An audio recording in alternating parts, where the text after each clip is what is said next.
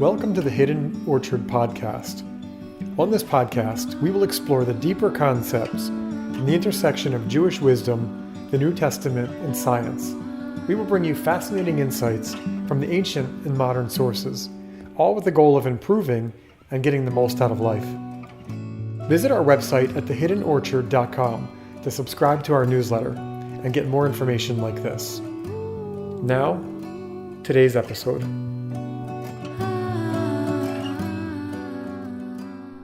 Beneath the surface of the Apostolic writings lies a matrix of intricate concepts and metaphors, concealed from most readers. A simple rereading of the texts will not bring any more understanding, as the key to unlocking these secrets lies within the rabbinic tradition.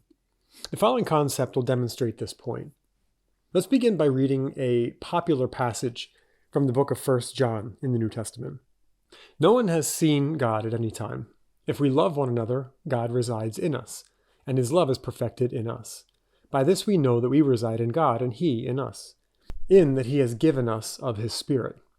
And again, that's 1 John 4, 12 through 13. John begins with the principle that no one can see God. However, he shares that the Spirit of God now resides in his audience. These are not new ideas in the Jewish world. The Hebrew Bible has many accounts of the Spirit dwelling amidst the Jewish people. What is new is that the recipients of his letter are a majority, if not entirely Gentile, marking a significant shift into new territory. And I'm of the camp that most of the letters that have been captured in the New Testament are addressing Gentile integration into the synagogue. And if you have followed the site, we have a lot of articles on this, again at thehiddenorchard.com. Throughout the letter, John drives the point that his spiritual connection has been enabled through the agency of Jesus, somehow, who himself is in God. But what does all of this mean, and how does this work? Summarizing his key points, we learn this. God resides in Jesus, and God now resides in John's audience, and they all reside in God. Again, though, how does this work? How does this technically manifest? How can a spirit reside in another? And what are the implications? We see this hinted at in 2 Kings 2:9, when Elisha asks his teacher, Elijah, for a double portion of his spirit. The Hebrew word for spirit is ruach. Shortly after Elijah was taken up by the chariot, we read the following: "The spirit of Elijah has settled upon Elisha." Through the following chapters, we can infer that this extra portion of ruach, or spirit, elevates Elisha spiritually, enabling him to do more than he might have without it. And by my count, there are about twice as many recorded miracles of Elisha than Elijah. But this is not competition. It's not about who can do more. Instead, it suggests a kind of partnership that Elijah and Elisha, teacher and student, are somehow working together as a kind of team. Elisha works from below and Elijah from above, both in the service of God. In the rabbinic tradition, this transmigration of the soul is known as Ibur. The word Ibur, in English, you can look this up, it's I-B-U-R. Again, that's a transliteration of the Hebrew word, which is ayin, yod, bet, vav, resh, and it means impregnation.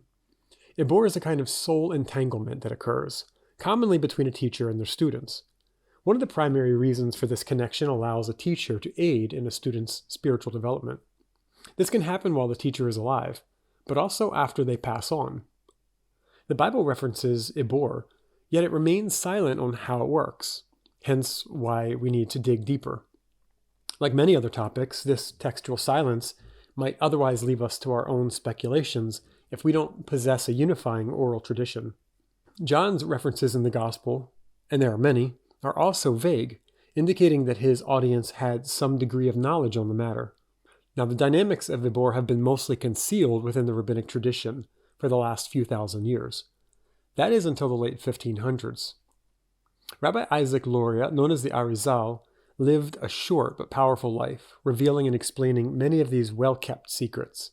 Though he did not record his own teachings, his most prominent student did, unlocking a wealth of knowledge available now to our generation.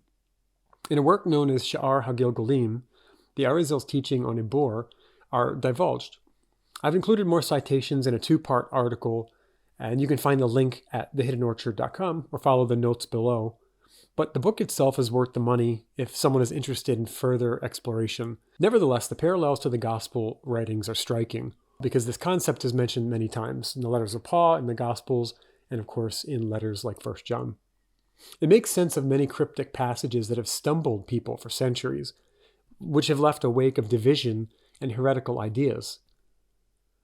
Also, it's advised that one take some time to understand the composition of the human soul according to Jewish tradition, and all of this will make a lot more sense. For many reasons, Elijah is somewhat of a unique case, though Ibur is enabled through his connection to God. Through this, tradition maintains Elijah will play a major role in the precursor to the messianic redemption, an idea referenced many times throughout the Gospels. The question remains, though, how is it possible that someone who is no longer living in the physical world can transfer part of their soul to people on earth? And can this work for other righteous people? The answer is yes. As we read, it was the Ruach of Elijah that was imparted to Elisha, boosting Elisha to a higher state and closer proximity to God. On this, Rabbi Isaac Luria writes, "It is possible for an actual spirit, a Ruach, of a righteous person to be an Ibur in another person. It can even be from the spirits of earlier righteous people, including the forefathers. Their souls are in Gan Eden," and that's the spiritual resting place, the paradise, or the third heaven. And this comes from the book Sha'ar HaGilgalim, Intro 2-3. The Arizal later describes the various ways a person can sever this connection through sin and impurity. As a result of errancy, a person is no longer in a suitable state to attain or maintain an Ibur, and the Ibur, the spirit, will depart. Again, we see that spiritual purity is a vital component here. Chasidic thought suggests various soul connections can be made through reading the works of an author, listening to their music, and other influences. This should cause us to be careful about what and who we listen to. This seems to be what John is referencing in 1 John 4, 1-6, when he talks about testing the spirits. Whether inadvertent or intentional, sin stands as an indication that one has indeed become disconnected. This makes sense of 1 John 3, where he explicitly uses the language of Ibur. Here is the passage. "No one born of God makes a practice of sinning, for God's seed abides in him, and he cannot keep on sinning, because he has been born of God. By this the children of God and the children of the devil are revealed. Everyone who does not practice righteousness, the one who does not love his fellow, is not of God." And that's 1 John 3, 9 and 10. So recapping this, the soul connection is dependent upon the purity of the soul, of the person, the host, and a genuine and active participation in spiritual development. This spiritual development necessarily involves the upholding of the Torah commandments and prohibitions. What is critical to grasp is that an Ibur is not the end goal. It's for the purpose of better serving the Creator. An Ibur is a part of a righteous person's soul which has attained a closer proximity to the Creator.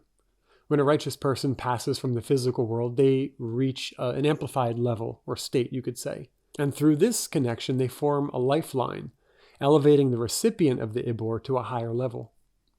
For a visual analogy, I recall the field trip we took to the Science Center as kids, and we were made to stand in a large circle around the static electricity ball. When the person closest to the ball touched it, their hair would stand up, and of course everyone would laugh. This indicated that a static charge had been transferred from the ball to that person. As each of us put our hand on the shoulder of the person next to us, we created a circuit, and the charge transferred down the line. In a similar way, Ibur allows one to connect to the Creator through a spiritual intermediary. The person closer in proximity to the Creator has the ability to transfer that connection down the line. This is for the sake of helping someone serve the Creator. This helps them better uphold the commandments, gain deeper insights into the Torah's wisdom, and also attain a higher level of consciousness. This also informs us of the functional aspects behind what many refer to as the Holy Spirit. Notably, personal responsibility and lifestyle are as important as ever. The concept of cheap grace is not a Jewish concept. If one continues to live upright, they retain the connectivity with the Ibur. And we read this in 1 John 3, 24. "Whoever keeps his commandments abides in God, and God in him. And by this we know that he abides in us, by the Spirit whom he has given us." Now we understand the destructive potential of theologies that teach that Torah commandments have been abolished. and we've attacked that in a separate article. Or that grace somehow replaces the need for effort and work. These theologies have done real damage, inadvertently cutting many off from higher levels of spiritual attainment. As we've covered in our Messiah series, the epistles sought to mitigate the unprecedented experience of Gentiles attaining spiritual elevation. A degree of Ibur was democratized to the Gentiles, something believed to have only been for Jews. This is what is meant by this often misunderstood passage. Here there is neither Greek nor Jew, circumcised or uncircumcised, barbarian, Scythian, slave or free, but Messiah is all and in all. And that's Colossians 3:11. This did not make Gentiles Jews, nor did it tell Jews to become Gentiles. It didn't replace the need for Jewish distinction or covenantal responsibility. It simply reflected that spiritual access to God has been made available to all people, if they put in the effort. And you can find Midrash throughout the Jewish tradition that affirm this statement. With this, we can lay another proof text for replacement theology aside.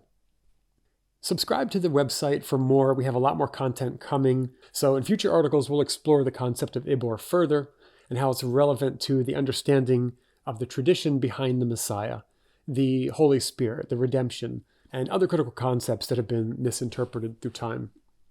Leave a comment below if you have any questions or if you liked what you saw. Subscribe and consider subscribing to thehiddenorchard.com. There are free weekly emails. There's a lot of content. And if you want full access, you have that as well. Thank you.